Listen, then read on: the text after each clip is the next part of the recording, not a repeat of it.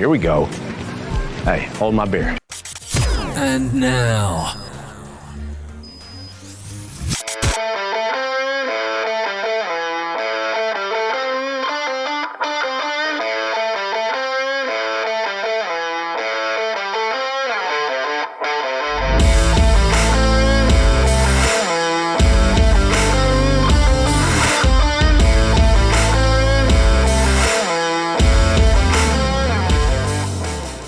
No, I hit those steps and I slid, bro. Like it was fast.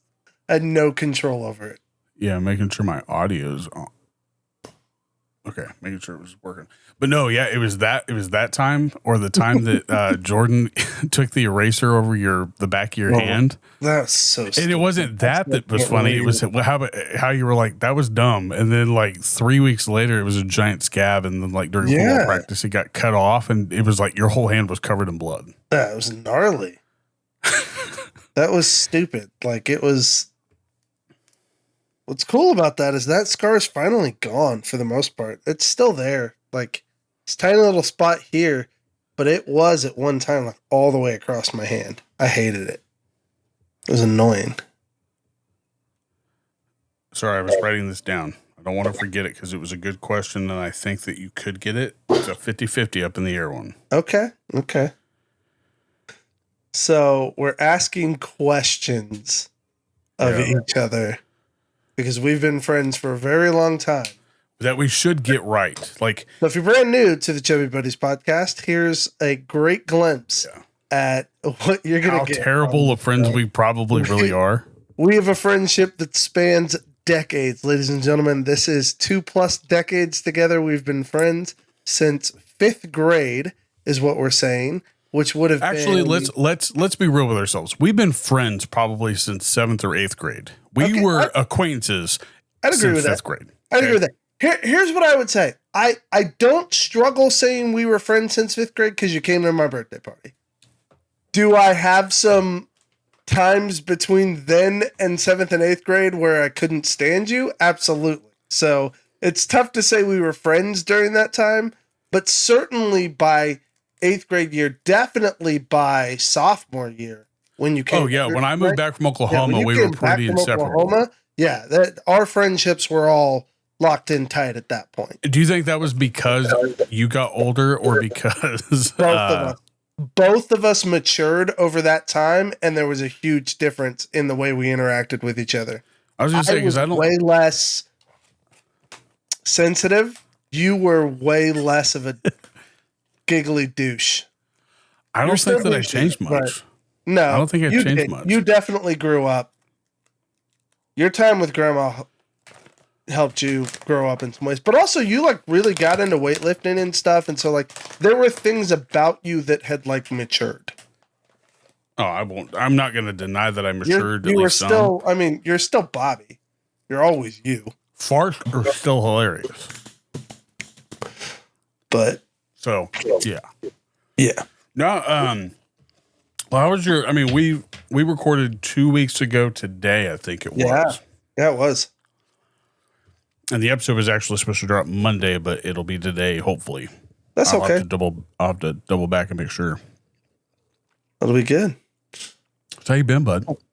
Really good. It's been a good couple of weeks, man. We've had summer's officially hit. I think, have the kids graduated last time we talked? Last time, yeah, they had graduated. Yeah, 2 weeks ago they had graduated that previous whatever day that was. Yeah, that previous Thursday, I think. Yeah, because Billy and I were just making sure we had talked through that I'd mentioned that. Well, I mean, we didn't mention the graduation. We did mention you were setting up for your party the last time we were getting ready to record. Right. You were getting ready to have the party. The party went great. Kids had a great time. Casey's had some friends. In fact, Casey's friends are over right now. They're watching Lord of the Rings, Fellowship of the Ring. The nerd dad in me is so proud. I'm so happy. He's got 2 buddies over, and they're all watching Lord of the Rings, Fellowship of the Rings. Let's go. That's a win for... I'm glad that you're happy about that. I am, man. Like, let him wave that nerd flag. He is, and I love it. I love showing him all the things I love. Tolkien is fantastic, though. Like I love. I never Lord of the could get Rings. into that. Well, it's because like it's Tolkien is really hard to get into if you don't like hearing the description of landscape for 50% of your book. That is a great joke for anybody that's actually read it. So they'll laugh. But what's I wouldn't funny? expect you to. But it's What's funny but it about is that a is really like, epic story, and it's something that like every kid could love and get into, and it tells a great story. So like I love the story. well, it's funny you brought up the description of like the mapping out, like the pretty much the time of where they are. Is that what you mean by that? Oh yeah, absolutely. But also like 50% of J.R.R. Tolkien's writing is descriptions of the landscape. Like he loved talking about the countryside so much, he would describe it so vividly. And like part of what makes Lord of the Rings such a good story is it's set with these beautiful landscapes and backdrops because that's the way Tolkien wrote it. And what's funny about it is that like I took a college course. I don't know why I even chose to do it. It was a math teacher talked me into taking it. It was a how they mathematically came up with the I guess the map, if you will, of the United States. Like, Really? It was a I'm- it was the I'm most intrigued. complex. It was the most Sorry. complex class. The nerd in me is intrigued. I signed up for it because it sounded cool, and then day 3, I was like, "Yeah, I gotta take myself out of this. This is too complex for me." That would be a cool class to audit. I don't know that I'd want to be tested on any of it. I'd love to learn the information. I don't know that I want to be tested on it. Well, she knew I was a history major, and she's like, "I think you might find this more interesting to like help with your math struggle." And I was like, "Okay, that sounds interesting." So I tried it, and I was like, "This didn't help at all. This just gave me more anxiety about math." That's great. Oh man. So, any news on the food truck? Well, they have the engine in. They are currently getting some other parts that have to be just because it has to be modded to put into the truck. So they've got other parts coming in, and their fabricator is finishing up a project he's working on right now. So it's being worked on, but we're making progress. We have the engine, and there is a team working on getting it installed. They're plotting it out, and So by July, you could be up and running. very, very possibly. Very possibly. At least by the fall, which is when business picks up here anyways. The summer is winter around here. Like it slows down like crazy. That's weird. Yeah, it's summer. Like you have visitors and stuff, but a lot of people don't want to come this far south in Florida in the heat of the summer. That would be my thought. Yeah. Like, and I'll admit it's hot down here, but like, this was from being out in the sun for like 3 hours. So, and we were at a pool. So, I intended to be this red, but like in general, like as long as you've got, wear sunblock, when you're outside, if you're in your house, if you're in your car, for the most part, you're pretty good. Although I have seen like if you don't have enough tent on your cars, like you can legit get sunburns even still sitting in your car. Oh yeah, it'll refract off your windshield. Yeah, it's wild. So you got to be a little careful. But for the most part, no, it's like people just avoid being down here in the heat. So this season's kind of quiet. So hopefully, food truck, we can get it up and running. We'll have a month and a half to get everything lined up and really be able to roll out well. And So do you guys ourselves well. choose to go to the pool because it's closer or more convenient? Because you Yeah. have a beach close to you, right? Yeah, so the beach is about 25 minutes. The pool's about 10 minutes.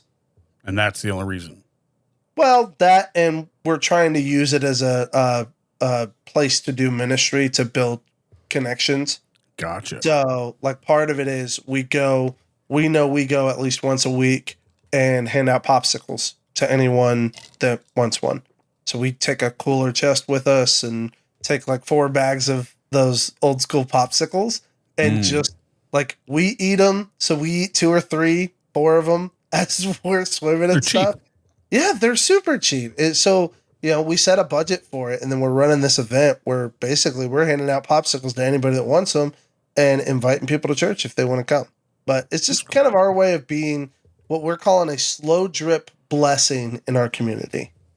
So like just something we can do on a regular basis that is providing a breath, like a glimpse of goodness. Gotcha.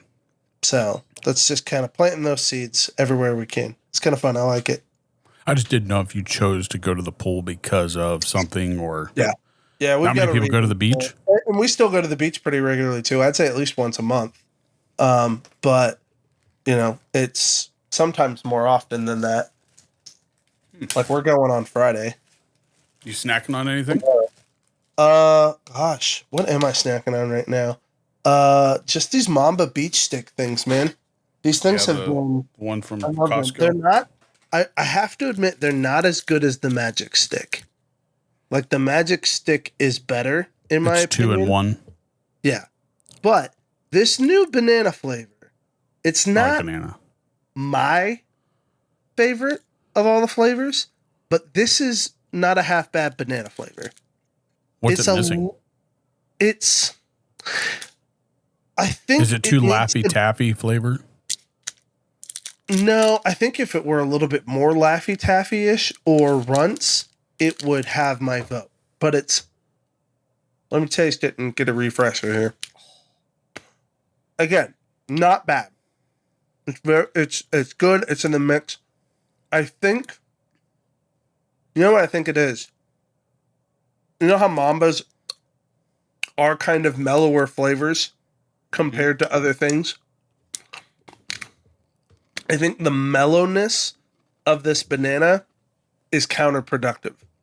I think you almost want this flavor to be more bold. And that's kind of the problem. It's banana flavored, but it's mellowish, so it almost comes off a little lemony, if that makes sense. But they have a lemon, and their lemonade is really good. And I don't like artificial banana very much, but I do like banana Laffy Taffies. But that's artificial banana, isn't it? Right. Like not all, like I don't mind the Laffy Taffy banana, but what's the banana? The banana runts aren't bad either. Runts? I was going to say banana runts would be my first thought of when I think of a banana flavoring.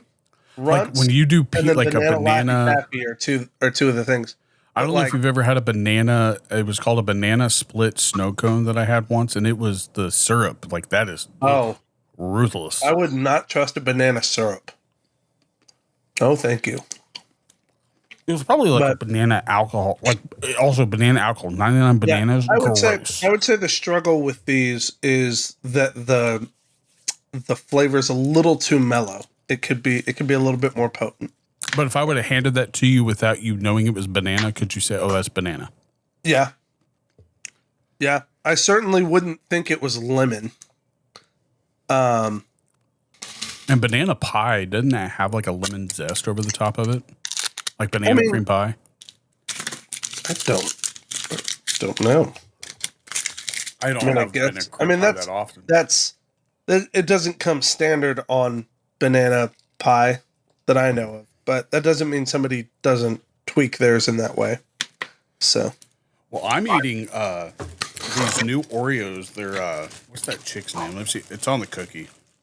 It's one of those. Oh, it fell apart. It's one of those special edition ones. Oh, it doesn't have her name on that one. You know how like it doesn't have her name on it. What's Can I see the package? I don't have the package. I just have the cookies in a clear bag.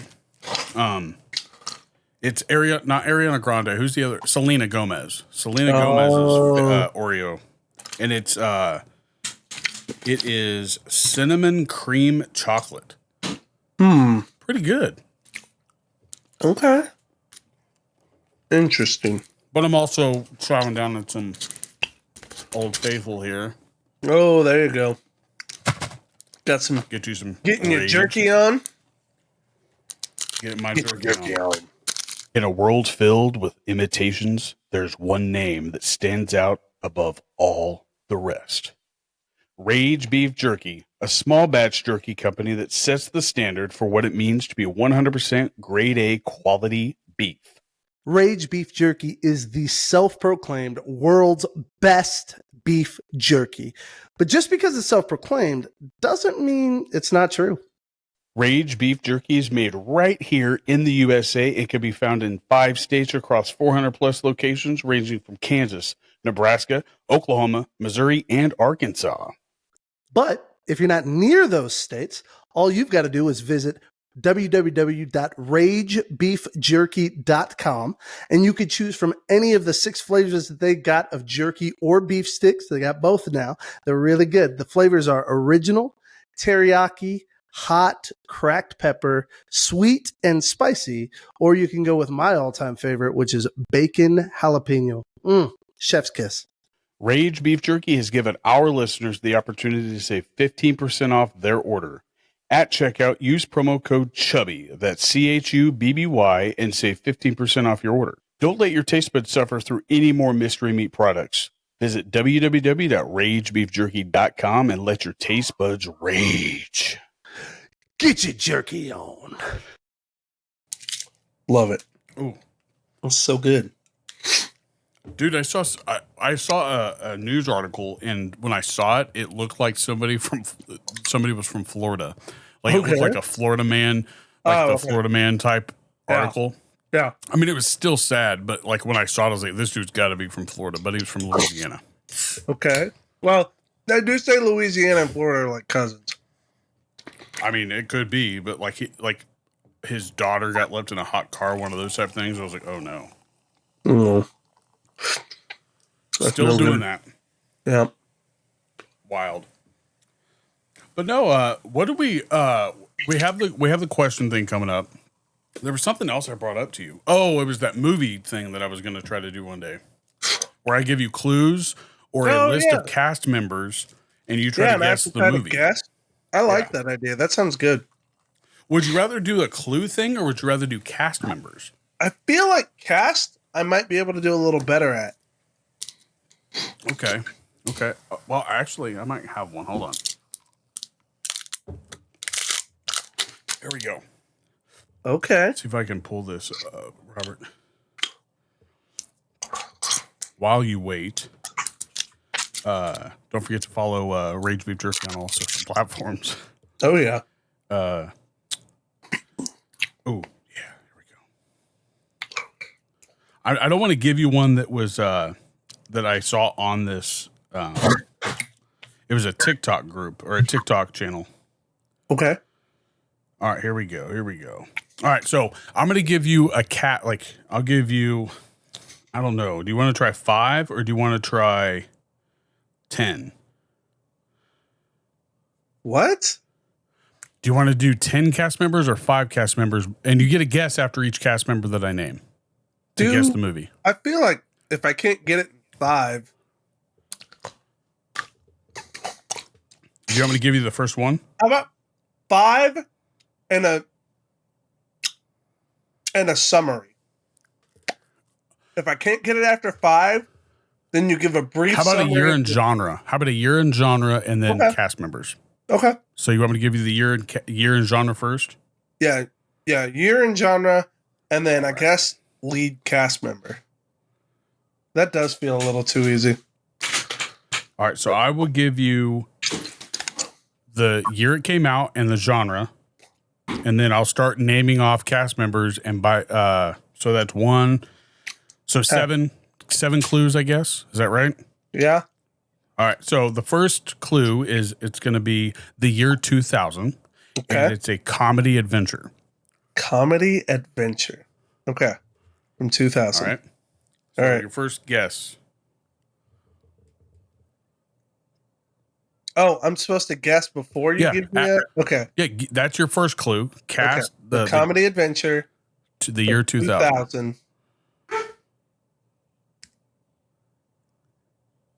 Is it? That'd be too far. We're going to say Waterboy. I think that one's around 2000. Yeah, I think that came out in 99. Was it? But okay. no, that's not the right one. Okay. All right, the first character or the first cast member that I'm going to give you. Now, if you don't know these cast members, I will try to find another character they played in the movie. Okay. Right? Matt Walsh. Matt Walsh. Is that the dude that did the kidnapped kids? The Kidnapped kids. No, Yeah. that's What's his name? that's this guy. He's in. Matt Have you ever Walsh. seen Ted? Yes. I've seen Okay, he's the manager of the car place, and he says that he's friends with. It's been too long since I've seen Ted. God, here I'll just show you a picture of him. Okay. Oh, here's a perfect picture. Matt Walsh. Matt Walsh. Okay. Matt Walsh. Okay. Matt Walsh. All right. He's your first 2000s. 2000s adventure comedy. Oh my gosh. Now I'm like, and he's lead Bill? No, okay, no, I'm just giving you. No, I'm going up as we go Going up. I'm giving you the Gotcha. hardest one You're possible. Giving me 5. You're giving me 5, 4. Got it. Roll That's 7, the right 6. way to do it, by the way. Yeah. That's 100% the right way to do it. Gosh. See, I feel like I'm gonna embarrass myself here because I'm gonna name movies that these guys aren't even in. Like Matt Walsh, know I've seen him in stuff. Don't know what I've seen him in. So we're gonna say Harold and Kumar. Yeah, I don't know if he's in that, but that's not the right answer. Okay. All right, your second name. Second name. Ethan Suplee. Oh, I know Ethan Suplee. You ain't gonna show Okay. me a picture of that. Is this a TV show or a movie? Do I get It's to? a movie. It's a movie. Okay. And then you guess now. Comedy adventure. Comedy adventure. I don't think he was in this, but remember the Titans? He was in that movie, but it's not a comedy adventure. No. I know Ethan Suplee was, but I was like, I didn't think it was, would consider as an adventure comedy, and I didn't think Matt Walsh was in. That's why I said it. Okay, yeah, Matt Walsh is not in Matt it. Walsh was not in But that. it's also not a comedy adventure. That's what threw me. I was like, what? Yeah, I'm That's a sports stretching drama. here, but All right. So your third actor's name, Andy Dick. Andy Dick. Andy Dick. What have I seen with Andy Dick in it? This is. Oh. Heather, you're killing me. She knows it. She knows what it is. And she says I know it, but I'm struggling. She cannot cheat. She's not gonna. But it is probably gonna take me until the next one or even the fifth one to get this Now, one. the next one, I'm gonna have a difficult time choosing which one to give you before I give you the final one. Okay. My guess is. Oh my gosh, what have I seen with Andy Dick in it?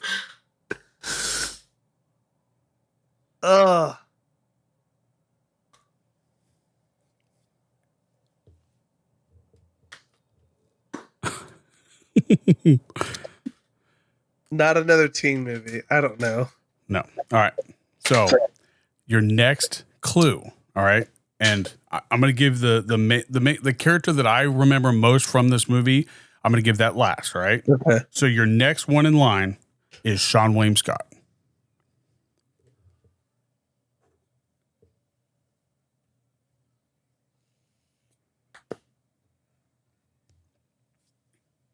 Sean William Scott's in this? And you'll have two more after this if you don't get it, obviously. Wait, there's two other actors? Two other actors. I'm going to give you 7 total clues. This is Without a Paddle. No, it is not. It's not? What It's not the Without a Paddle. Nobody that I've listed so far is in that movie. I thought I didn't. Wait, no. Who were the idiots that were? Well, holding maybe him Ethan hostage? Was that Suplee one of is them? in that I was one, gonna but say, I yeah, thought that's Ethan Suplee was. okay. Yeah, he was. Okay, yeah, but that's not the movie. So the next one I'm going to give you is the one right before the main character, and that's going to be your last clue. The second to last clue is Amy. She's Amy Smart. Joy out of this. Second to last clue is Amy Smart. Amy Smart. Oh gosh, dang it, Amy Smart.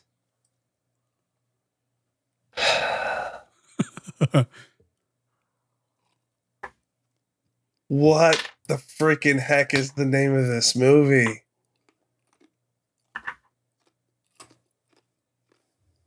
That's not. And here's a little It's toss-up not. thing. Here's It's another not. toss-up. Please Here's tell another- me I'm not forgetting. Hey, Josh. Here's another side clue for you. The guy that Isn't plays it just Kripke is Friends? no. The guy that plays Kripke is also in it. But I didn't think he wasn't a rough enough edge character in the movie for him to stick out to you. I don't think. What the freaking heck? After the last one, I think you'll get it. After the I better. If I don't, I'm gonna quit. I'm gonna like. I be want a to hear monk if and Heather stop can get it. watching I want to movies. hear if Heather can get it if you can't get it. Oh, 'Cause if she's she known can it get for a while somehow. For real? Yeah, I don't know how, but she swears. She was looking at the actors that you were listing and found. Oh, some in common? Okay. Yeah. So what's your guess after Amy Smart?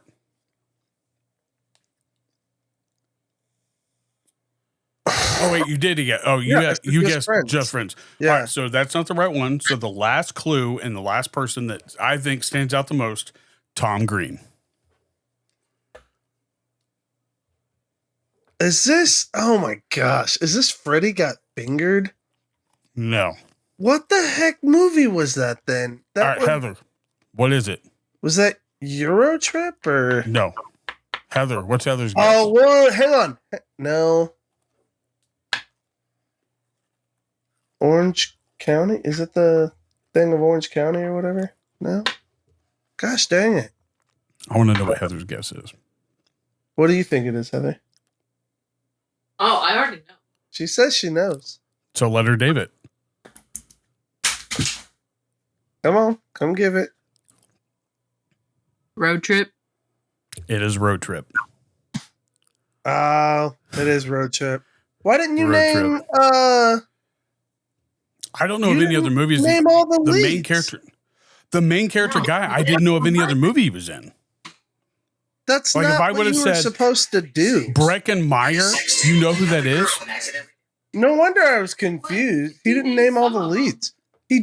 Tom he didn't Green name any is of the key main. leads. Sean William Scott? John Wick, Scott, and Amy, whatever, are the two. Amy Smart are the top, like the top three. hang on, Amy hang on. Smart. Am I thinking? I'm thinking of a different movie. DJ Quails would have been one that you might have gotten.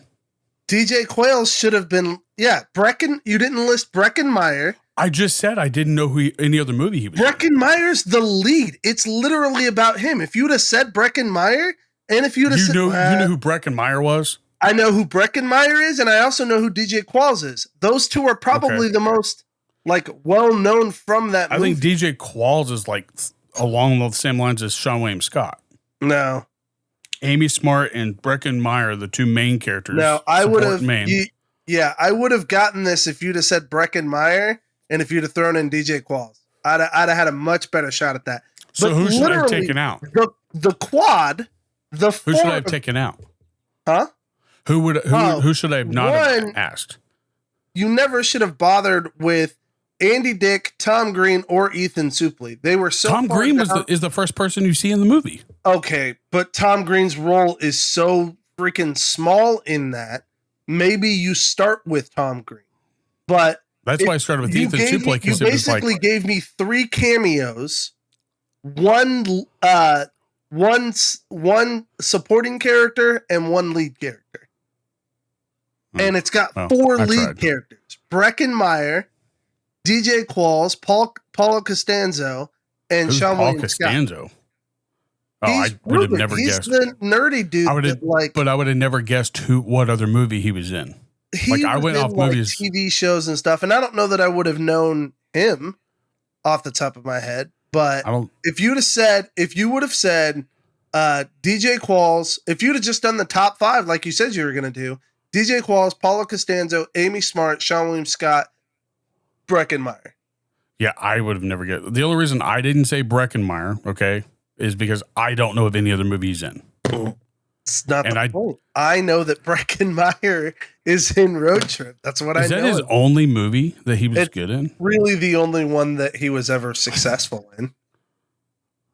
Okay. So that was my bad. I thought I did a pretty good like list, but Andy Dick was I think Andy Dick was a bigger role than like, and again, Ethan Suplee wasn't even. Ethan Suplee played. He was 5 minutes. 3 cameos. Okay. 3 cameo characters, and then a supporting actor and one of the leads. So I should have given you 2 cameos, a supporting actor and a lead. No, you should have given me at least 3 of the 4 leads, 1 cameo and 1 supporting. Okay. I'll do that next time. Just read the top 5, like in backwards order, like you had said. Well, they're not in order on the thing that I'm giving it to you, and that's why I did it the way I did it. What do you want? Google road trip cast. Do IMDb when you do it? Right. And I just Googled it real in quick. billing order. I just did it in And I'm telling you, do it that way. That way you can see them, because it'll list them in order. Is that in? Yeah, Showing Scott's number 2. I already got it. IMDb. I already got it. Yeah, Showing Scott's number 2 on there. Yeah. And then Amy Smart's 3. Paul Costanzo. I would have never known any. DJ Quells. Yeah. Yep. Anthony Again, yeah. Rapp. If you'd have just taken that top 5 and read those backwards, I'd have potentially got it. No, I still think it would have taken me all the way to Breckenmeyer. Because when you'd have said Breckenmeyer, I'd have been like, oh, it's got to be Road Trip, because that's the only thing the dude was in. Okay. I guess he was in Clueless. He was in a couple of other things, but that was the only real thing that I remember really standing out. And I liked him too. I thought he was a funny guy. Yeah, I never didn't have a problem with him.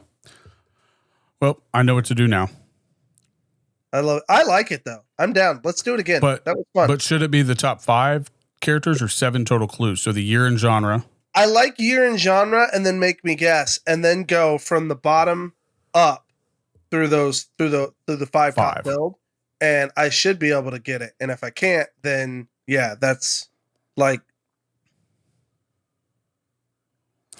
one that I think would have been hard to give you outside of Saving Private Ryan is one of the most impressive casts that I've ever seen. Impressive cast. The top 5 build there. I don't even know that tells you. Right. Like the only one Tom Hanks. You would have to end at Tom Hanks, and that right there would only be the only thing that gives it away, I think. Well, but does it? I mean, considering everything when Tom you get Hanks to done. Matt Damon, let's practice. Let's do it. Vin Diesel. Vin Diesel's one that I would have given you. Private Ryan. The top 5 build are Adam Goldberg, Barry Pepper. Yep. That's the guy that plays the photographer. Yep. Jackson. Yep. Edward Burns. Don't know him. Tom Sizemore. Yep. That's Horvath. That's the sergeant. Sizemore's been in a lot of stuff. You'd recognize. Yeah, he plays a bad guy in several movies too. He's great. He's phenomenal. He's passed away. Pretty sure. Oh, then that's not who I thought it was. Passed away in 2023. Okay. But one of the cameos I would have given you would have been Vin Diesel. But see, that's the thing though. Vin Diesel's billed 6th.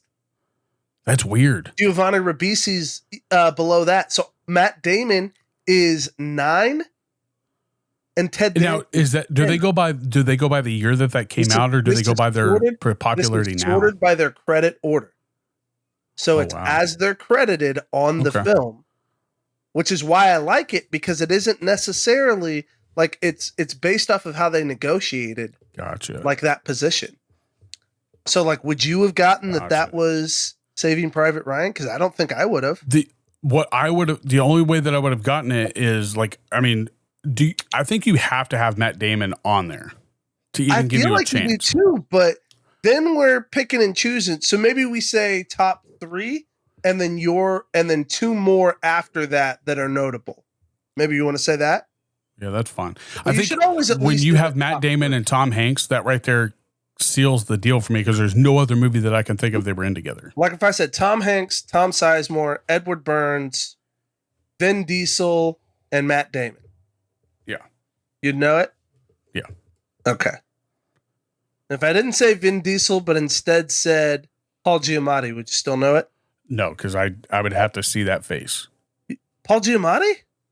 The last name does not ring a bell to me. Is that? Oh, yeah, that's the one that Paul Giamatti. Okay, that's not who. See, the guy that I am thinking of, that he gets stabbed towards the end of Saving Private Ryan. That is Plays a bad guy in a lot of movies. Yep, I'll show you. That's Barry Pepper. Okay, that's so. This guy? No, that's the photographer. Oh yeah, sorry. You're right. That is Jack. That's sorry. Barry Pepper plays Jackson. Sorry, you're talking about. Is it Goldberg that gets stabbed? It's not Goldberg, is it? It's Mellish is Mellish. Whoever played Mellish, Mellish played Adam Goldberg. It is Goldberg. Okay. Yeah. That's I can't see it from here. It's not a very good picture, but yeah, that's. And then there was another guy that played. He played a bad guy in Contraband. You know what I'm talking about? Contraband. I vaguely remember that movie. Mark Wahlberg. That was Mark Wahlberg, right? Yeah. Giovanni Ribisi. Giovanni Ribisi is phenomenal. I remember him from was it Boiler Room?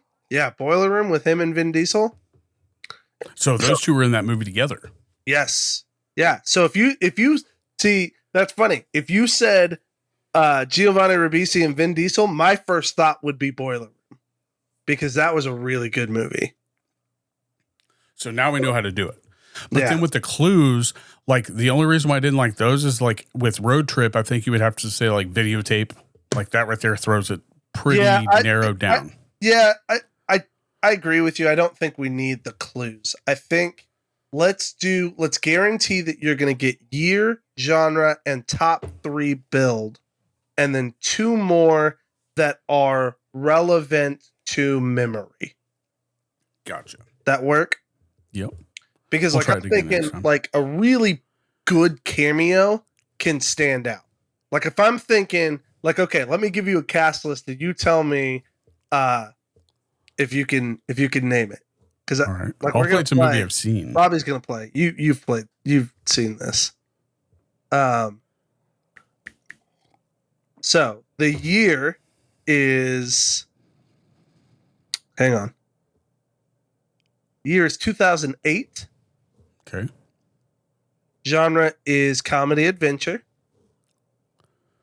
All right. Top. Do I have to guess now? No. Nope. Yeah. Go ahead and guess. 2008. Comedy adventure. 6 was that. Ooh. Let's go. Dang. 2008. Let's go Hangover.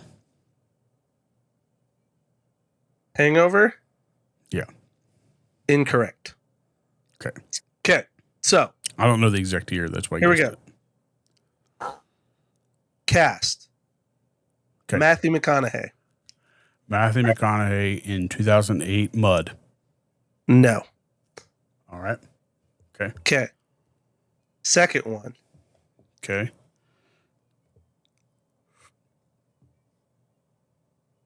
Hang on. By credit order. I'm cheating here on our rules. Okay. Because third listed is not a name that either one of us would know. I don't think. And I'm also not sure why he's listed third. Okay, sorry. Clue number 2 is Tom Cruise. That's easy. That's Tropic Thunder. That's too specific. Dang it, I shouldn't have given you both. But yes, that's correct. Yeah. If now. And then top 3 would have been, and this is what's weird, sorted by credit order. Credit order is going to be Ben Stiller. Number 2 is going to be. It's not though. That's the crazy not number thing. 1. Is it Robert Downey Jr.? Robert Downey Jr. is like 2. First one is Jeff Kahn, who's Snooty Waiter. Jeff Kahn? Third is Anthony Ruvivar, which is platoon sergeant shot in the head. And then it makes sense. You've got Jack Black, Jay Baruchel, Brandon T. Jackson, who's Al Pacino. When is Ben Stiller coming? Ben Stiller. That's IMDb? Yeah. Huh. Yeah. I mean, Matthew McConaughey, then Tom Cruise. Danny give it away. McBride's pretty far down on the list, as is Bill He's Hader, Nick Nolte. He's the set like dynamite guy. It's just it's wild to me that it like. But I mean, I guess that's credit order. That's like I said, credit order is specifically how they credit them in the film. So I wonder if that has anything to do with maybe their pay, or I wonder if those ever change. I don't know. Because that first one, I would have. I don't even know who that is. I know, neither do I, and that's why I'm confused. It's weird. Yeah. At first, when you said Matthew McConaughey, and I said, what did I say? I said Mud. Then I would have went Gold. What is that? Gold Rush or something like that with him. And then after that, I was going to guess Paperboy, but I think that was later. I don't remember. Well, I think I would have probably skipped Ben Stiller and said Jay Baruchel, Jack Black, Robert Downey Jr. And you should have been able to get it had you not have already gotten it with Tom Cruise. Tom Cruise, yeah, and he had probably one of the smallest roles.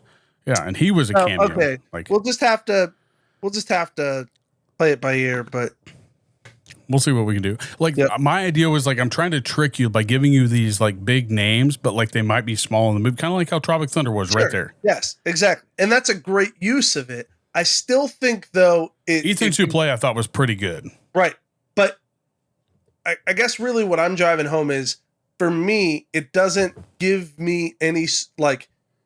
To make it fair, I still need to at least have the base structure to be able to know what the film is. When did Heather guess Road Trip?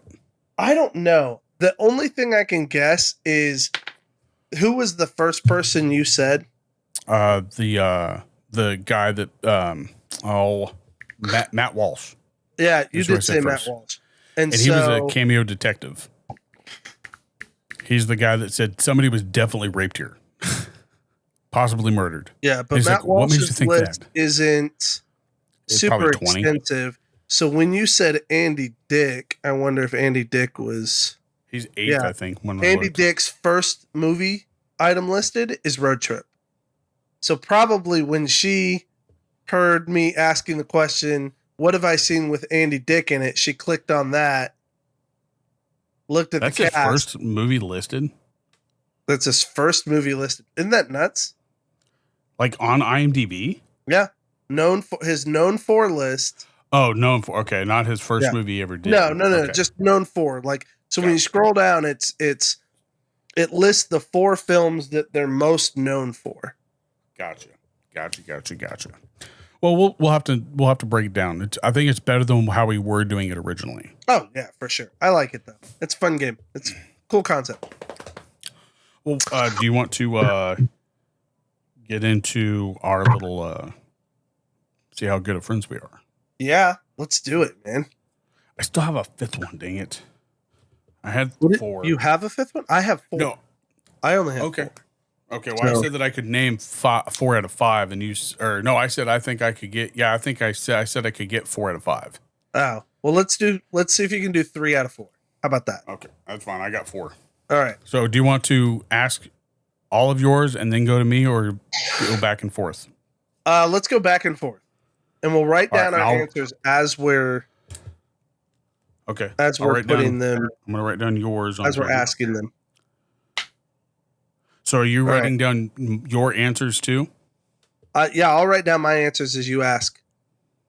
You write down. And then there is one on here that I wanted to specify because I think you should know it maybe, but I don't want it to be like, and it's my first question. So I'll get to that. I'll give you I'll narrow it down by saying 2 things that it is not.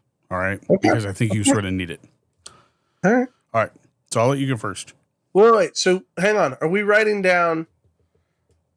We're writing down our answers, or writing down what our answers would be to our own questions. I'm going to write down my answers. I mean, what you say, I'm just going to say, I'm going to answer it, and then I'll just show it to you or whatever. I was going to say, so what's the point of writing it? Hang on.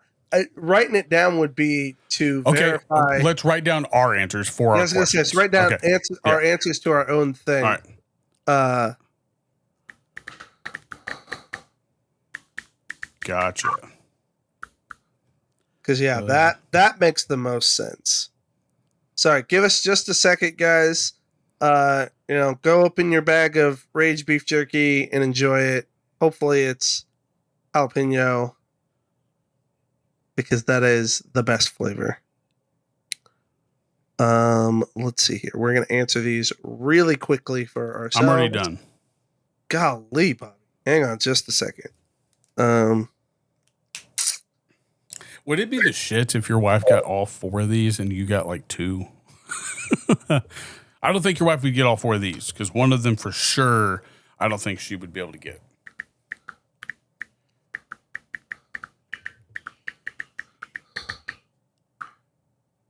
All right. I know that answer. That one's so vague. The answer is vague? Well, it could be so many things. I'm going to narrow it down. That's why I was going to say I'm going to have to tell you what it is not. Actually, I'm going to give you that one first, so that way I can knock it out, if you know what I mean. Fair enough? Sure. All right. What is my favorite all-time NFL football player? And the reason why I'm going to tell you this is that it's not a Dallas Cowboy, or he didn't play for the Dallas Cowboys. That's what I will tell you. Okay. Okay. I hope that you know this. I think I do. Just deleted my question. Sorry. I'm realizing one of my questions was a little sucky, and I'm changing it real quick. There we go. Okay. Is all. Next one.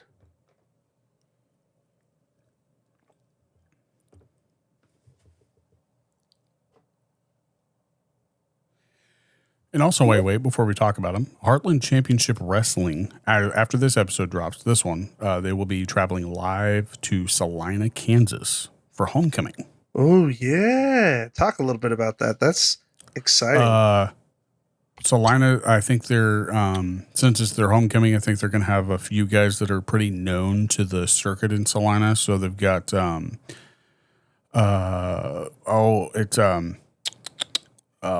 crap. What's his name? My bad. Not Chunk of Violence, but it's Bruisador Violencia is going to be taking on one of the guys that I don't know. I don't think I've seen him wrestle, but he's the main guy that's there for that group. And then I believe Ray is on the cover. We'll see what happens after what is the River City that's taking place this weekend. So it'll already have happened. So we'll see if Ray gets his title back against Hector De Oro, because that's the main event. And then we'll see if Aaron's challenge for the Independence title goes anywhere, as Chance Kerrigan's taking that on up against Aaron the Prodigy Helms. Okay. Then we have the gender reveal this week, so I don't know if those guys are going to be cool. Those guys are going to VIP match, right? Yeah, that's the VIP. Cool. And then we have a fatal 4-way with Johnny Faith coming back after his preacher school. Back in action, man. Yeah. I don't know if he's traveling to Salina or not. I don't know. But I'm pretty sure Drake Gallows is coming to Salina, because he's a fan favorite in Salina. Whoa. They haven't dropped the entire card, so that's why I said that. That's fun. I'm excited. And I think that's so far all the ones that I know for sure that are on the cover of that that flyer. That's going to be great. Yeah, Okay. it'll be different. And pay attention for February 16th. Okay. June 16th. June 16th. June yeah. 16th. That's our big announcement. Yeah. That's Their just big a few announcement, days yes. away. Oh my gosh. So actually, we can say it here. We can say it here can now we? because this will come out. This won't come out until afterwards. after the 16th? Exactly. Because the one that's dropping today, hopefully, if it's scheduled right, the one that's dropping today is for this Saturday. So this will get announced after Father's Day. Ooh, ladies and gentlemen, boys and girls, children of all ages, D-Generation X is proudly... Dang it. Whoa. D-Generation X is... what the heck? Proudly presents to you. Proudly presents to you the tag team champions of the world, the Road Dogg Jesse James. It's D-Generation X. No, D-Generation X. Okay, so... Ladies and gentlemen, boys and girls. But the big announcement. Let's go. Are you going to say it or am I going to say it? You go say it. I mean, it's your I'm gonna say brother. it? Okay. He's the one making pretty moves in the wrestling Guys, world. huge news in the wrestling world. Huge news in the state of Kansas because HCW has officially partnered with the Kansas State Fair. First time. This is going down for the first time in Kansas history. Of wrestling. A wrestling event is going to be happening live during the Kansas State Fair on the fairgrounds. And man, it's going to be insane. I wonder where it's going to be at. That's going to be cool. I'm pumped for this. There's still a lot of details to come. So this is going to be a journey to go on with us. But man, this is the most exciting thing because it is going to take HCW to the top echelon of indie wrestling. I mean, this is incredible. It's a big deal. BJ's going to pull some of the biggest names for this event. I mean, I am pumped. This is going to be a huge, huge deal. Well, this was huge for wrestling back in the day because that's how people they went to carnivals and circuses and stuff to wrestle. So to be able to land a contract with the state fair and for him to be the first to ever land that in the state of Kansas. And for being such a small or such a new company is big. Yeah, relatively new company. I mean, not even 2 years old yet. Yeah, I was going to say HCW hasn't even officially hit 2 years old. And here it is. I mean, just making waves. So huge news. We're excited for that. HCW, we're very proud of you. Can't wait to see everything go down. And even all the way down here in Florida, we can feel the waves that you're making. It's exciting. Woohoo! Yeah. And happy Father's Day this weekend. Yeah, we won't be able to say it on Father's Day to listeners, but happy belated Father's Day. But don't forget to follow HCW on all social media platforms at HCW Live 23. Like I said, River City's coming up this weekend, so that'll be over with. And then moving on to Salina, Kansas for homecoming. Let's go. So let's get these. Let's see how well of a friend you are and how well of a friend I am. I got it. So these are interesting questions, but I feel like for how long we've been friends, that you should have answers for these, and you should know the answers for these. Should. Okay. So we're gonna go back and forth. We're gonna each give a question. Do we want to give the answer right away or not? Yeah, since we're not writing it down, we're writing our answers down. Yeah. I've already written my answers down. You've already written your answers down. Yes. We're going to see how well you answer this. And I like it because these are all kind of subjective. I think yours are too. So like there is an answer that we've thought of, but there will probably be other answers that are close or right-ish, stuff like that. So, but I like it. I'm excited. So are you ready? I gave you my first question already. All right, your first question was, remind me because I wasn't. My all-time favorite NFL football player, and it's not a Dallas Cowboy. All-time favorite player. In my head, it is. It is. I believe there's only one guy that fits here, and it's Lawrence Taylor. That is incorrect. That's incorrect? Incorrect. But you talk about him all the time. Lawrence Taylor? Yeah. I never got to watch him play. 1995 was his last season. You talk about him. Well, yeah, because he was But my favorite player to watch. How's that? Your favorite player to watch. I'll even narrow it down for you. You got the right position. Your favorite player to watch. Yes. This was my favorite player. I have his college jersey. I do not have his NFL jersey, as I feel that would be blasphemy for myself. And that's not a hint towards like a team specifically. No, but it's yeah. Would you like his college? Yeah, give me his college. New Mexico. He was a Lobo. That wasn't J.J. Watt, was it? No. I got Can you read nothing. that? What does it say? Brian Urlacher. Brian Urlacher. Okay. I figured it was a 50-50 shot because I wanted to make sure you didn't know that it was a Dallas Cowboy. No. I would have guessed that it wasn't a Dallas guy, but I thought pass rusher. I feel like I've heard you talk enough about Lawrence Taylor. I assumed it was going to be Lawrence Taylor. Yeah, I mean, I'm not going to say that he was my favorite player, like just because I didn't get to watch him enough because he was in the league really like early, way before I was even really watching football. So, all right. So your first question. My first question: what is one thing that I might still be holding a grudge about? It's one of two things. One of two things. I'm going to go with the one that we've talked about on here, talked about almost anytime people bring up anything, and that's going to be me stealing your girlfriend. Okay. What would have been your other guess? Me not going to college with you. You not going to college with me. Well, then I'd have to hate Nate too, right? I'd have to have a... But you and I had plans not to go to college with each other. That's true. That's true. You were correct. It was stealing my girlfriends would have been what I wrote down. I thought I'd throw you a softball one out of the gate. We've talked about that. My bad. I should have threw my softball one out there. All right. So let's your question number 2. My second question is, what is my all-time favorite Adam Sandler movie? Oh, see, there's so many good ones, dude. But okay, so off the top of my head, like what I run to, what I immediately think of when I think Bobby, and I think of like movies that you loved by Adam Sandler, the first one that comes to mind is always Billy Madison. So like if I had to say anything, because if I picked 2 movies that are Bobby's movies, it's Adam Sandler's Billy Madison and Chris Farley's Tommy Boy.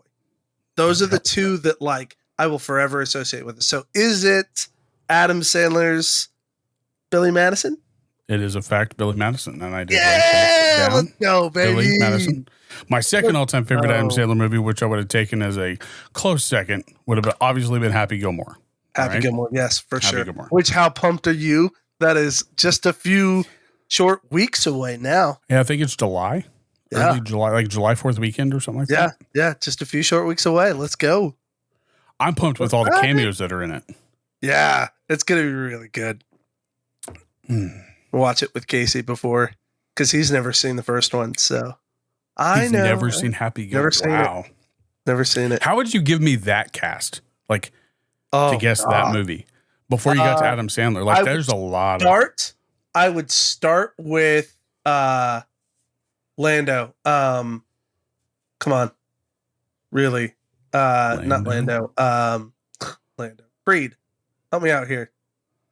Creed? What is his name? Yes, Apollo Creed. Oh no, I'm talking about Billy Madison. Yeah, I know. Oh, Billy Madison. Sorry, I thought That's you were Happy talking Gilmore. about. You're talking about Tall in the Hips. Yeah. Gosh. Okay, Billy Madison. Man. So many names in that movie. I'd start with the teacher. Miss Vaughn? She wasn't, Miss Vaughn, because as an actress, she wasn't super well known, was she?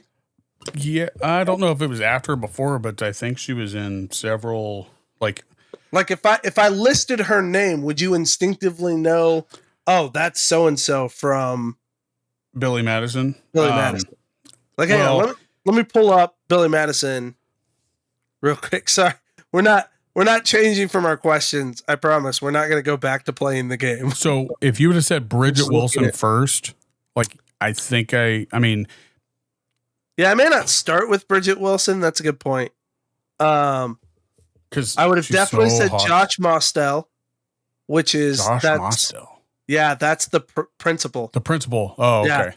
Yeah, I would have had to have probably seen a picture of I him. would have used Norm Macdonald. I think Norm Macdonald's a good. Norm Macdonald for me, I think might have given it away because he's not in many movies that I enjoyed. Really? Okay. Yeah, I mean, like, see, that's why I think would he's a better think stand-up. At first, it would confuse you because you don't watch a lot of Norm Macdonald films. That's what I always do. I always get confused when it's an actor that I don't watch a lot because then I'm like really pressing my brain to think of examples because I don't know a ton. Right. So yeah, I'd have probably given you Norm Macdonald, Josh Mostel, the Bridget Wilson Sampras.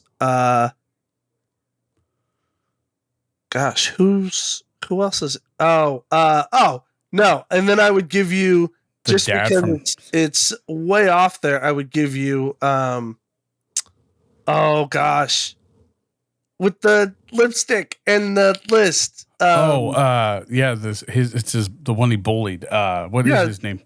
Like that. If you would have started with that one and it was comedy, like I would have probably went Big Daddy because he's the first one. There? Huh? Wait, no, I would have probably said Big Daddy first because he was the homeless guy in Big Daddy. Yeah. Oh my gosh. But the one that I thought like Steve Buscemi. But what's funny about that is apparently Buscemi and Chris Farley are uncredited. Real, I know Chris Farley is because of they were trying to do something for Lorne Michaels. I guess it has something to do with that. I read it somewhere. That's funny, but yeah, but no, I'm sure you would get it, especially when we got to Adam Sandler. You'd be like, duh. Yeah. So your second question. Okay.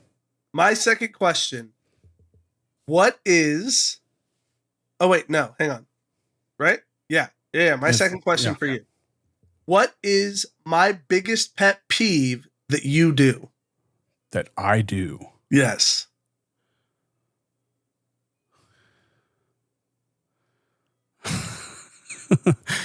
Okay. So I have two answers that I only wrote down one, but I have two answers that I would accept. Because I got two also. My first one would be okay.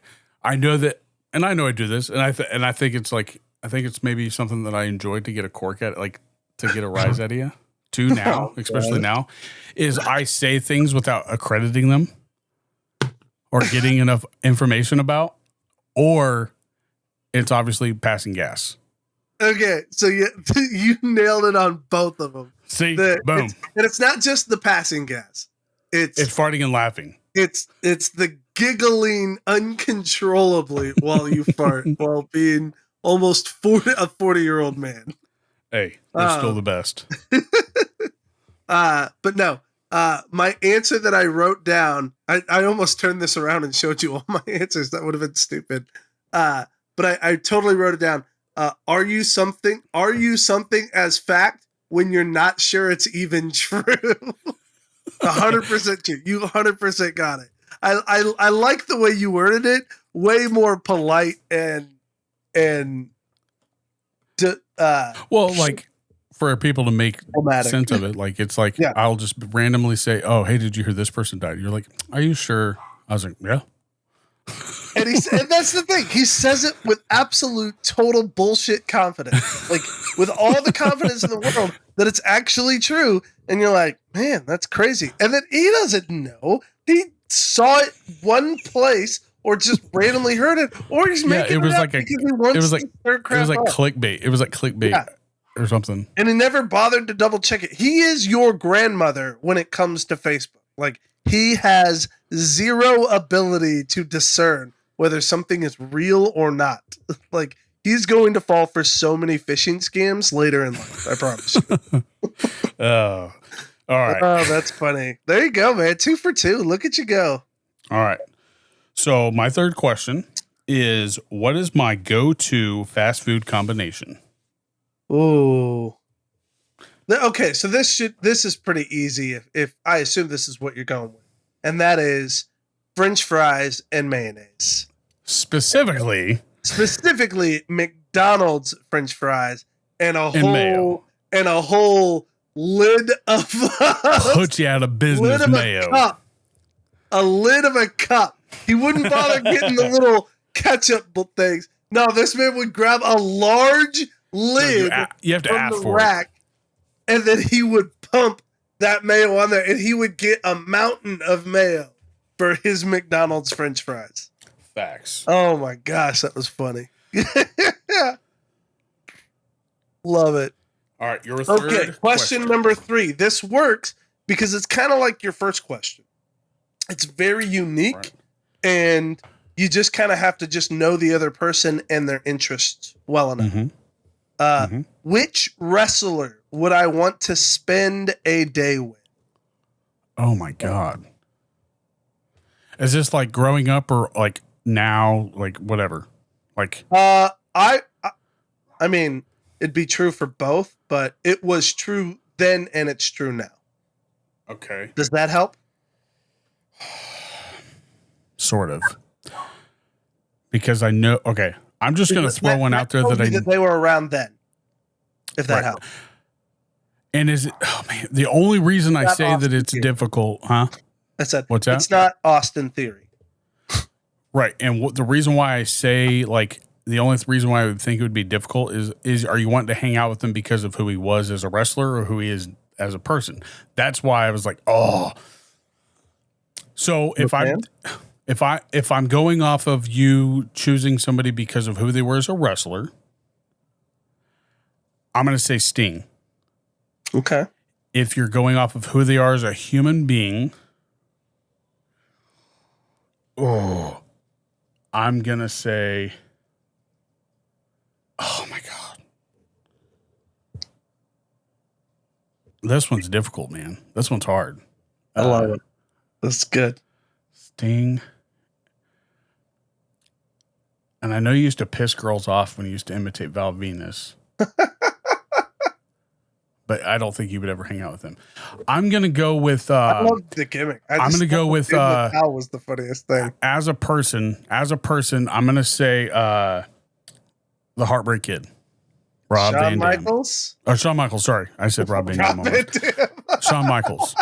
Shawn The Michaels. Heartbreak Kid. Rob Van Dam. That's great. Shawn Michaels. Okay, so it is, in fact, Shawn Michaels. It would be Shawn Michaels for sure. Both as a wrestler and as a person. As a person, probably not until later in life. Who he was in the early days of wrestling, from what I could tell, was a total D-bag. But he was also high on a lot of drugs and, fully living out the rock star life. So I didn't know where you were going to go with it. I was like, he's got a book out that's really good that talks about his triumph, and like just his moment, and like how Jesus kind of came into his life. So he's got a really cool testimony and shares his faith a lot. So I like him. Gotcha. I like him a lot better now as a person, and I really liked him as a wrestler back then. So would Sting be like number 2 or 3? Sting is actually more of BJ's. I thought it was also yours. Okay. Obsessed with Sting as a kid. I liked him, and I really like Beach Boy Sting. I think that version of Sting is my favorite. I think I actually kind of turned away from Sting when he went Crow style. Because the character felt like a ripoff the whole time. So I guess I got half a point for that one. How's that? No, you get full point. Shawn Michaels. Okay. Well, I was like, man. You nailed it. You nailed it. All right, let's hear your fourth. Your fourth and final question. Okay. Who is my favorite character on Big Bang Theory? So many people would think that it would be Sheldon Cooper. It is not Sheldon Cooper. In fact, Sheldon Cooper, you probably find annoying as all get out. No, I enjoy his company on the show. I am confident that your favorite character is Wallowitz, for sure. Howard Wallowitz. Howard Wallowitz. I knew it would be. I absolutely knew it would be. Like, you and Howard Wallowitz are so similar in personalities. Like, it's you and Wallowitz for sure. It's the belt buckle. I don't know why the belt buckle his thing about his belt buckle makes me what I think loved of you, about him, and I don't know was why. his confidence of hitting on women. That was mine. Yes, for sure. But Howard for sure is your guy. Okay. And I did have a fifth, like a softball, or not a came up with one? softball. All right, let's hear Oh, it. I had it. I just hadn't written it down yet. Oh, okay. So you go ahead with your fourth question. And I'll right. throw out my fifth one later. This one is honestly kind of subjective, but it was my perspective from you. What's one thing that I do that's weird, but you still love me for it? One thing that you do that's weird, but I still love you for it. Yeah. Ooh. And it doesn't have to be like super specific. Because mine's kind of generic, what I wrote down. Well, I'm going to I know what other people find. Like, you have this running joke with Jordan and Austin about like when you say big words and they're like spell whatever. Yeah. Like, that doesn't bug me. And I don't think it ever had. But I'm going to say, I wouldn't say it's weird. It's just something that I don't do. It's out of the norm for me. It's like, you're just a very positive person and you accommodate people for their good, I guess, things, their achievements. Oh, encouragement. Yeah. That I'm Yes. like super encouraging. Yes. Oh, thank you. I didn't even think of that as weird. That wouldn't, but it's not weird to me though. Okay. Like, when I say weird, I would say probably video games, maybe like the storyline of video games, That but makes like, sense. Yeah. but like the thing that it's not something that I can do. Like, it's out of the norm for me. I would say is encouragement for like achievements and stuff. Oh, thanks, man. That's actually really nice to hear. Like, that wasn't my answer. So you're wrong, but Okay. that's nice to hear. I appreciate it. But what did you think I was going to say? I wrote down weird food habits, such as my fork with stale Cheetos. That's the only weird thing that you do. And That's I what I guess was- melting cheese in a bowl, maybe. Yeah, melted But cheese. yeah, that is pretty generic. Okay. Yeah. Melting cheese. Jamie does that too. So gross. Love it. Okay, that's my 4. All right. What was your softball? What was the one that you had lined up? What was my, I guess not growing up, but what was one video game I absolutely despised, like throughout all of our video games? Video game. What video game did I absolutely hate? Oh gosh. I tried to get into it and I just couldn't. Like, everybody was playing this damn game and I couldn't.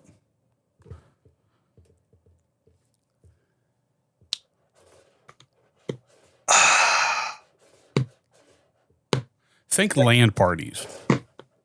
Halo? That's right. Yeah, I remember that. That was like end of high school, going into college. No, I would say that it was popular while we were sophomores in high school, wasn't it?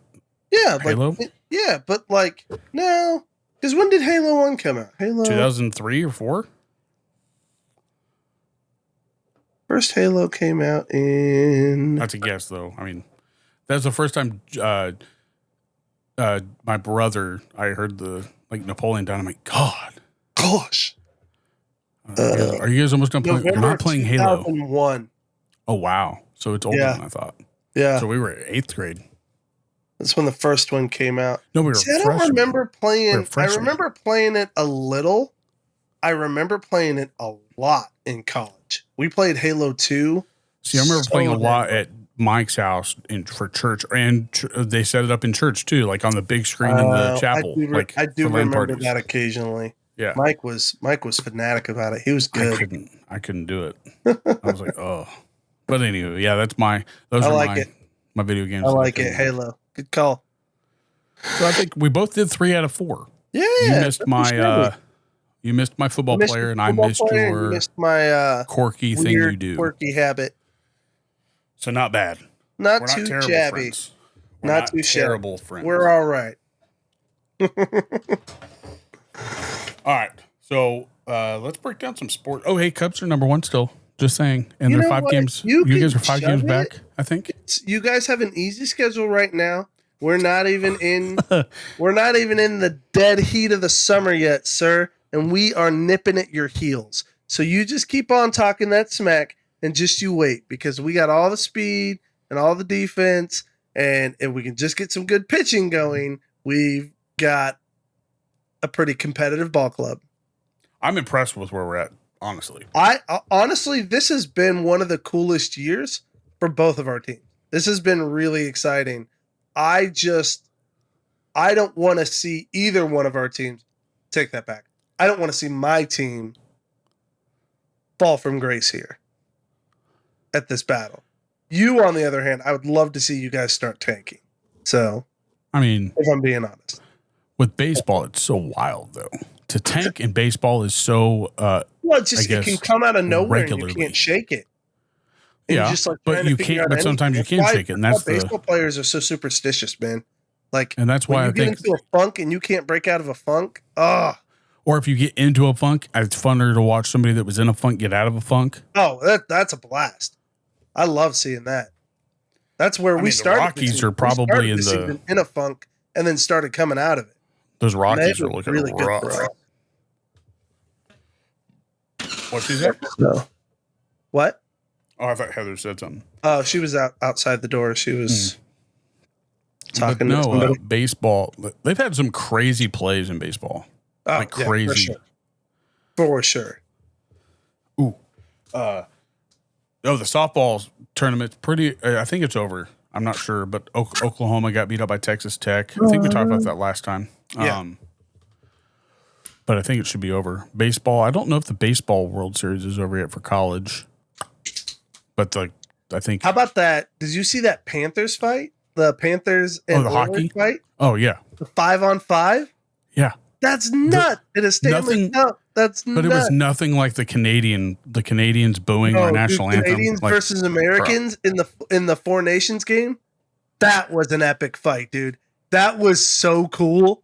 Like, I loved that. Like, hockey has had a great year. That's all there is to it. Like, that I think that right there put hockey even farther on the map than it ever has been. I'd absolutely agree. Like, hockey.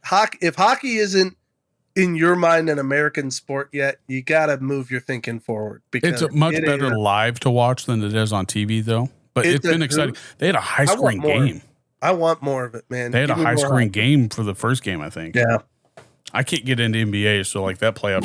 I guess the finals are going on right now. Yeah, I got a buddy of mine who's an OKC Thunder fan, so he's pretty Oklahoma excited City about versus who is it? The Pacers. Yeah, Indiana Pacers. Indiana.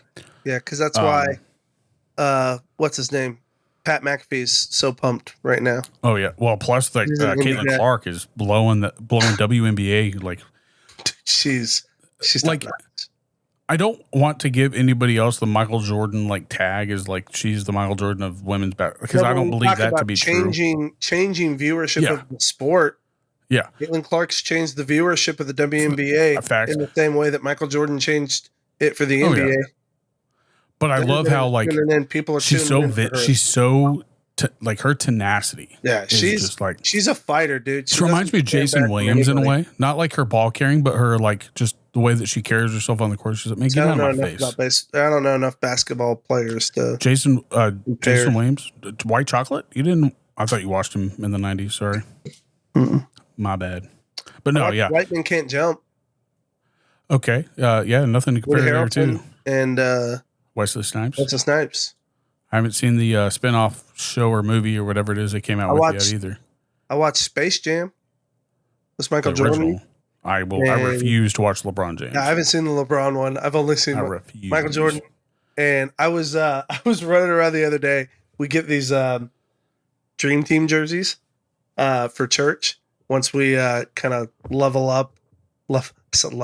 Basically, when we commit to a level of serving at like to where we're viewing ourselves as missionaries in our lives. So the idea is we serve in the church, we're actively in a small group, and we're like trying to share the gospel where we work, live, play, and learn. It was like the Gold Club for weightlifting. Exactly. You get the concept. So same concept. We get these Dream Team jerseys. And so I was running around. I got it on a Sunday morning, and I'm already wearing this like blue shirt. And so this like peach shirt. It's like peach colored. And so I flip this thing on backwards and pull it down. It's blue. And so now I've got a blue shirt with like this t-shirt underneath it. And my first and only thought was, I look like Oh, is it? Where's that? Let me find it. But I 100% felt and looked like Bill Murray in Space Jam when he goes walking out onto the court. I was like, That'd be a wild. I feel like Bill Murray right now. Yeah, that would be a wild movie to do casting too. But I mean, like sports names would give it away. Yeah, sports names would give it away.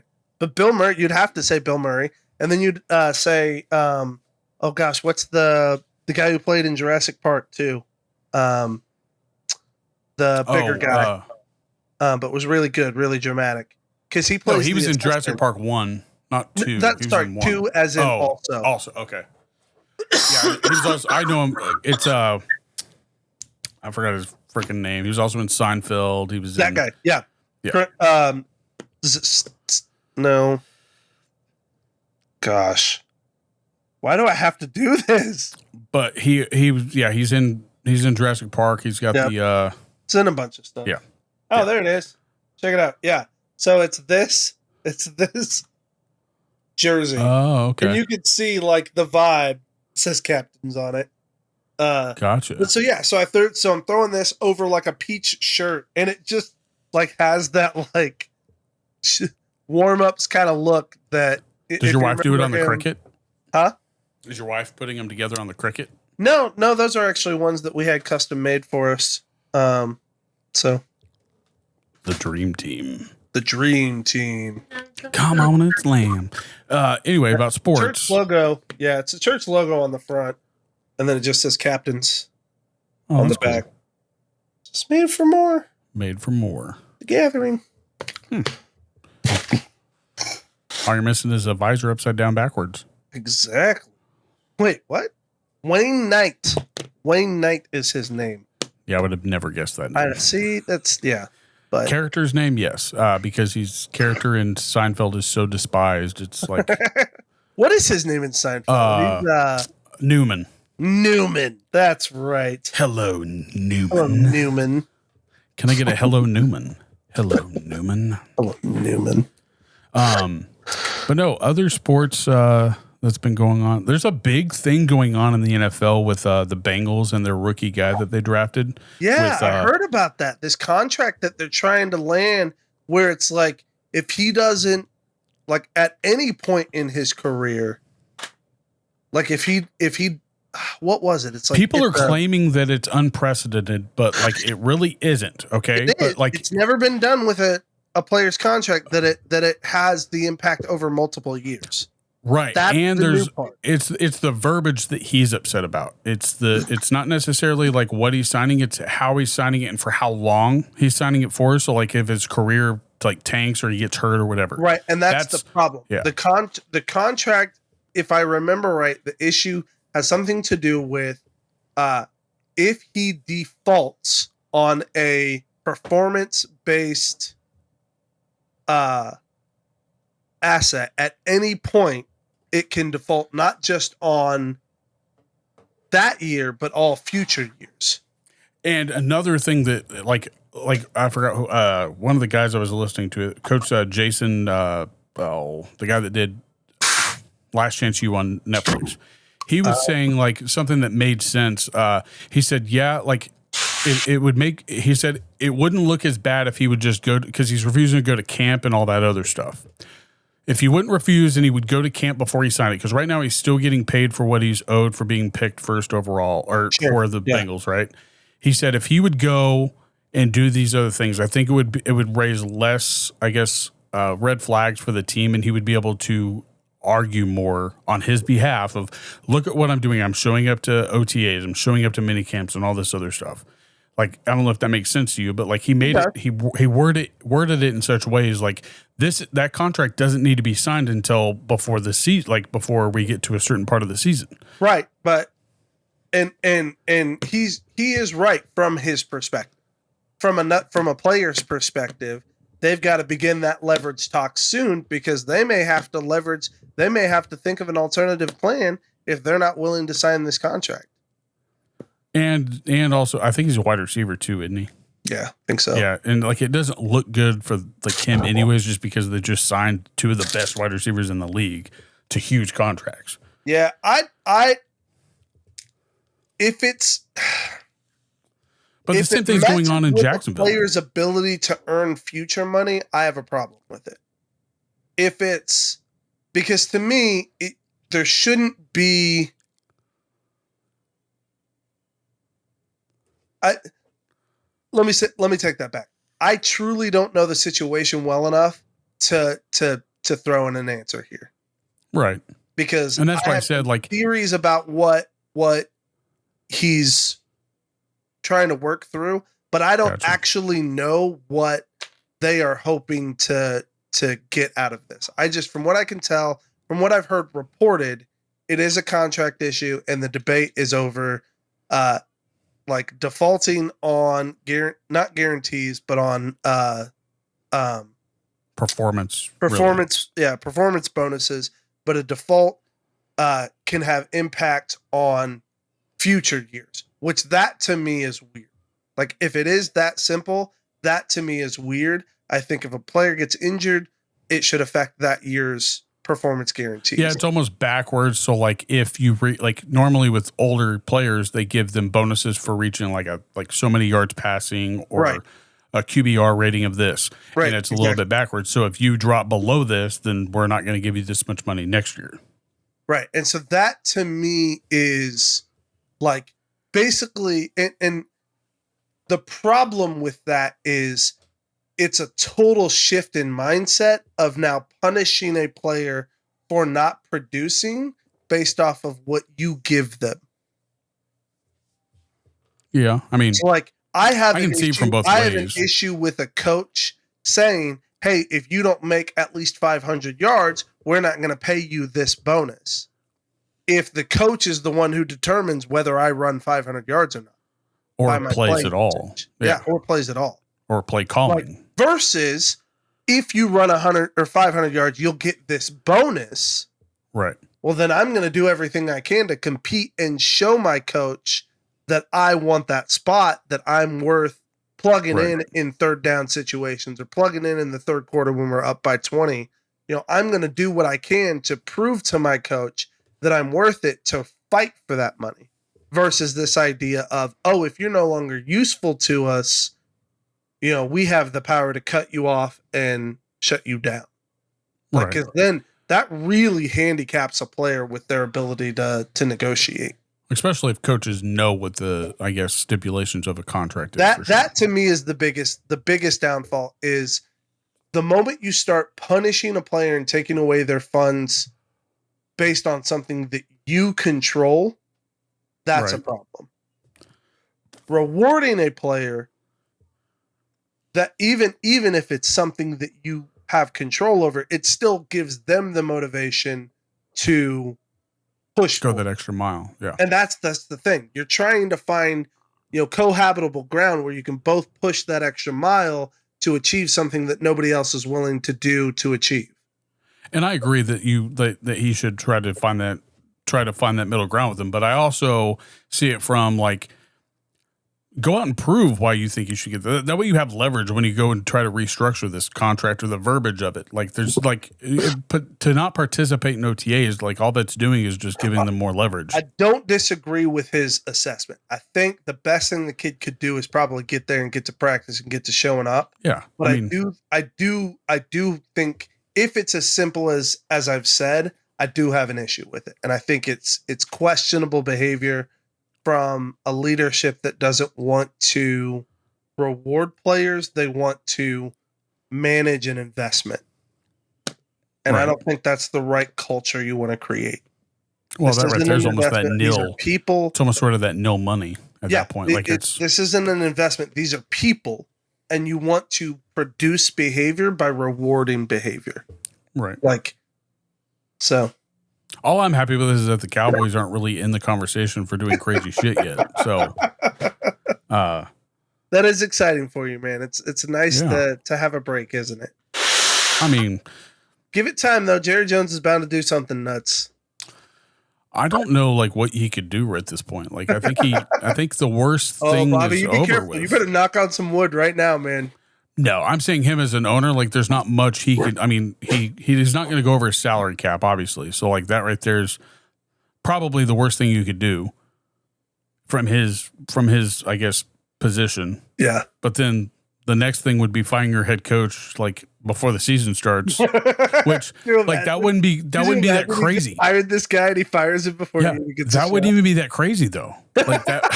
That wouldn't be that crazy. Like if you think about it, like it was crazy that we heard his name come across the board on ESPN when they hired him in the first place because nobody really saw him do anything other than assistant coach work. So other than that, like football is still pretty mild right now, so it's still on the back burner for everything. But it's, I mean, it is the number one watch sport in the world. It's coming. We've only Thank got God. I don't know how many days, but it's the coming. summer. We've only got the summer, so we're at 10 weeks probably and counting. Yeah, I mean, week 1's September 5th or something? No, 9th, 12th. So it'd be September 2 months. 12th. So it'd be 3 months. So probably 12 weeks. 12th. Yeah. So we're looking at it's going to be here sooner than like we're over halfway through the wait time, so we're good. Right. Anything else in sports?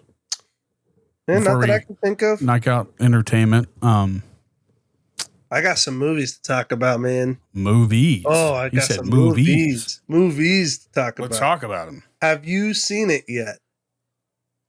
I don't know. Ballerina. Oh, yes, I did. I went with my dad. So I figured we had to talk about Ballerina right out of the gate. Ballerina, like delivered.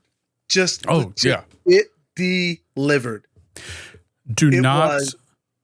First off, Ana de Armas is a leading lady threat, dude. She is femme fatale. She is a beast.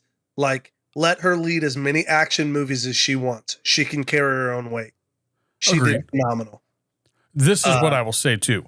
I hope you go in thinking, oh, it's not going to be as good as John Wick. That way, when you walk out going, holy shit, that was as good as John Wick. Absolutely agree. Second thing I would say, appreciated that Keanu's role was more than a cameo. Oh, yeah. Still limited to a minor character.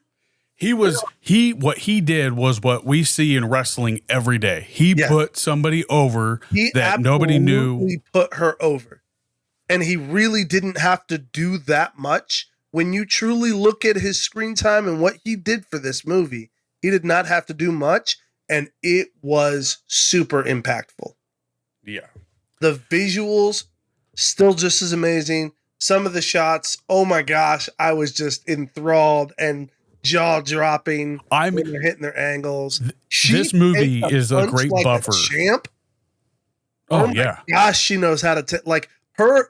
One of the things I love about John Wick is it is kind of a mashup of the old like John McClane style. Like your hero's gonna take some beating.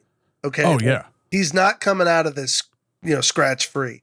And after you get done saying this, I will finish it off with a statement by saying like something. So finish what you're going to say. I was just going to add that she adds to it and absolutely carries the same torch that John Wick does, in that she can take a punch and still puts on a great fight. Like, she's great. I loved it. It was so good. And he did such a good job putting her over, but he also he pretty much said, "I'm the man." Mm-hmm. Like not sexually, like I'm the dude. I'm the dude. Like so many opposite ways that he cemented his John Wick is the his Baba Yaga. Yeah, Baba Yaga is Baba Yaga. I love when they say, "This is ridiculous. This is John Wick. Like, what are we doing?" Yeah.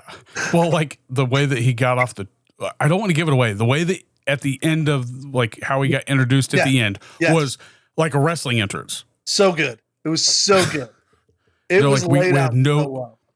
She's still on her way. Should we get you guys out of here? No. He goes, well, we still can't find John Wick. He's like, shit. Most terrifying words to hear. We still cannot find John Wick.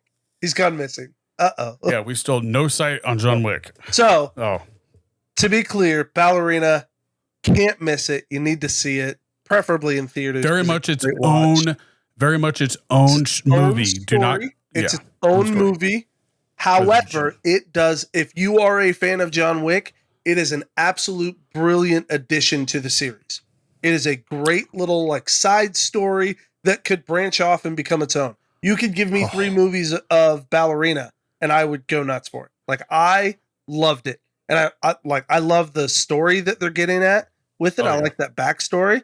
I also really liked the way that they intertwined the timeline, if that makes sense. There's only one. There's only one part that I can think of. One part of it that they do it, but it is a very good moment, and it's well delivered, and it bears fruit even at the end of the movie. I would say, like it's well done. I can't wait for John Wick 5. I'll tell you that. Yeah, same. Like, okay, and I'll finish it off by saying this: her character is as good, if not better, than Halle Berry's character in John Wick 3. Better. I would say the only reason why I say she as good, if not better, is I love how Halle Berry, like the training that they did with those dogs was so impressive. The utilization of the dogs is the coolest part of Halle Berry's character. This girl doesn't have the dogs. The dogs are a really great asset for Halle Berry's character. Right. But even without the dogs, she sells the fighting so well. She's the female version of John Wick. Yeah, she's great. She's just so good. So yeah, I would say better. I love Halle Berry's character. Don't get me wrong. I hope we see her again too. Same. I really hope what happens is they flesh out these characters a little bit more, and then they do 5 and bring all of them back together. Each movie gives out a little bit of different information, which is crazy because when I was first anticipating going to this movie, like I had a thought that is this Halle Berry's daughter, her character's daughter. That's what I thought. But she's so young in Parabellum in the pictures. I was like, can't be, because this girl's like 20 something now. So that's why I was like, oh, is this Halle Berry's daughter? Is she going to go back and find her or something? But yeah. Anywho, great movie. Go watch it. Great 9.8 out of 10. Ballerina was phenomenal. High on the list. Yeah. Just watched on Prime, The Accountant 2. Amazing. Okay. So I will say this. It shifted a little bit more into the comedy this time around. And I did not get mad over that. I enjoyed it. It was a shift though. It definitely feels like it leans a little bit more into its comedy chops. It brought positive light to his like who he's supposed to be portraying. Yeah. The way they portray him and Braxton's relationship was gold. Those two have a hilarious dynamic together, and their back and forth, their banter was amazing. So how he throws the sunscreen was so bad. I hate that. I hate that. Like his lines and his delivery are hilarious. If Ben Affleck wasn't playing something, I would say he plays probably one of the best. Yeah. I'm saying spent a good amount of time with somebody with autism to really get the mannerisms down. Like he has done it doesn't look like he's acting is what I'm saying. Like he plays a great, he's done a and it's not that it's that. Yeah. And this movie kind of brings out the, what we would say, the autism that can like interact with people. Like this movie is a little bit bringing more of that out in him. Yep. So that was solid. And then there was one other one that we watched. Jamie got me to watch a movie that had me kind of like a little anxiety driven. Oh, yeah? Straw is what it's called on Netflix. I don't think I know that. It's a Tyler Perry movie. Okay. Not at all what I expected. Like, I was like, oh, great. Because Jamie's the worst at picking movies. And I'm only saying that because it's true. But this one, I was like, okay. Like, it's not at all what you would expect. Is it a horror movie? No, it's a suspense movie. It's a drama suspense. Okay. Yeah. It's interesting. And we watched. Go ahead. No, sorry. Very, very good. I would say it's one of, Tyler Perry movies like the Medea, like I can't really rate those because I'm not into that form of comedy and that's just me. But the way that he can do drama and stuff like that is phenomenal. And this is, I would say this is his top movie for drama. I saw Alex Cross. I thought he did pretty good on Alex Cross. Yeah, but that's not one that he directed. Oh, is it not? Okay. No. The Alex Cross TV show is better than the movie. I haven't seen that. It's an Amazon Prime show. Oh my God, it's so good. Yeah. Each episode's like an hour and 20 minutes. It's like a movie on every single episode. Check it out. Pretty good. So anyway, you were saying about another movie. I was going to say another one that we watched, and this was the third one I was thinking of, kind of the last one, was we watched on Prime Fountain of Youth, which is John Krasinski's. That's on Apple. Yeah, Apple. You're right. Apple, not Prime. I watched that on Apple, Fountain of Youth, John Krasinski, and it wasn't bad. It felt, let me just say it like this. It felt a little bit too much like a forced attempt at an Indiana Jones reboot. I thought it was going to be more like the Dwayne The Rock Johnson movie with the Disney. What was that called? Where they... The Rundown? No. It's where he's like a, this is like obviously like Pirates of the Caribbean times. He's like a ship guide. Oh, Jungle Cruise or whatever. Jungle Cruise. That's the vibe that I got from it when I started watching it, but I stopped it just because of something that came up.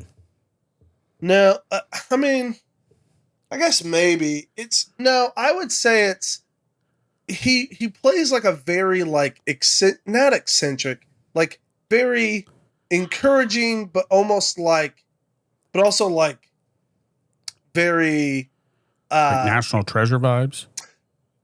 I would say it's got a mix of National Treasure because it's got the aloofness of Nick Cage's character, and kind of some of the stealing elements. So I would say National Treasure meets Indiana Jones is the best way to describe. I only saw like 15 minutes of it, and then I had to stop it. I would say it wasn't my cup of tea. Like I don't know that I'd put a ton of time. I mean, it wasn't terrible, but it wasn't super memorable in my head. I like Krasinski a lot. Like solid movie producer. I feel like if they had some more memorable, like I think Indiana Jones, part of what makes it memorable is you've got Nazis, so you've got understandable timepiece. Like they add the time element to it. There's the very real elements to it. This felt very written. Does that make sense? Right. So it had a goal to take you down a road. Local bad guys, they were just, paramilitary guys. Like it wasn't very clearly like black and white like it is. That's what I got from that one movie that Ben Affleck was in on Netflix, where like it was they were doing like Frontier. I think it was called The Frontier or something like that. It was very similar to Six Underground or something like that with oh yeah, I remember that one. There's another one. There's another great example of a movie that like is it was a forced. It told us what was happening as it was going on, rather than Six having Underground could have been a lot better if it weren't written the way it was written. Yeah, like it just felt too written. There wasn't enough foreshadowing in it. Like it was there wasn't enough real life grounding to make it feel like it's a real story. Gotcha. And I would challenge only a few movies can pull that off. And I'll give you one great example. Top Gun, Maverick. Love that movie. Who's the villain? Well, we don't they say something, but we don't know. Yeah, it's they say like a rogue state or something like that. I can't even remember exactly what they say. But it's basically just very generic. And very few movies can get away with that. Right. Top Gun can do it because Top Gun's not about the villains. It's about what these pilots can do with their ships. And you don't need the enemy to have a face because you need him to have a plane. And as long as the plane Frontier flies, is one I'm talking about. Huh. It's on Netflix. I've heard of it. I've seen it, but I've seen it on there, but I haven't watched it, if that makes sense. Yep. So, but yeah, those are some of the films that I've watched that I've enjoyed. Trying to think of anything that I rewatched. Like I haven't started any show. I tried watching this show where like he's an art guy. It was a USA show, I think, back in the day where White Collar?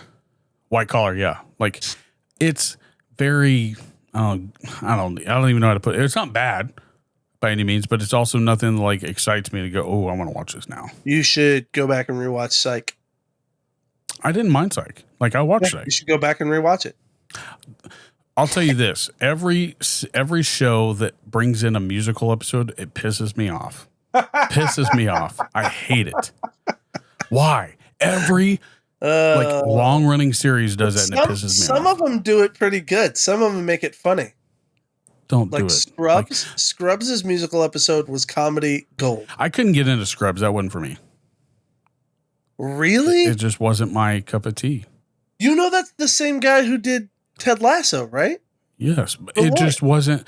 But it wasn't like.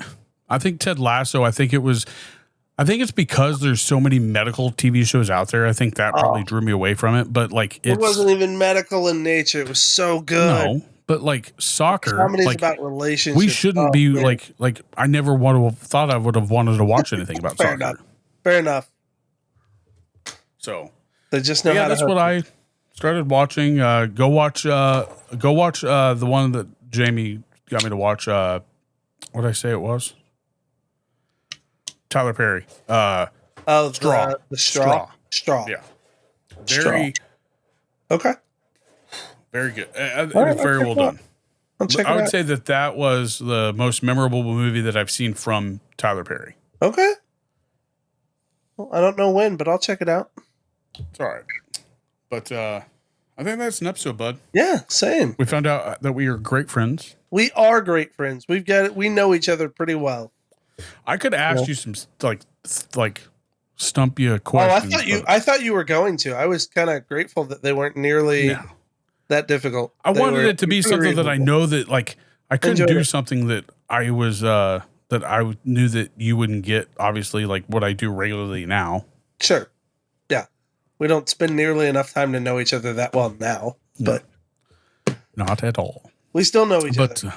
I love it. And we love all of you guys for listening to this. Yes, we do. Long. We are so grateful you tuned in. And man, thanks for sticking around. Thanks for being hit that like button, the subscribe button. Go follow old Rage Beef Jerky. And HCW Live 23 on all the socials. And let them know how you feel about them. Yeah. And that's it. But I love you guys. Thanks for coming. We'll Bye. see you next time. Bye.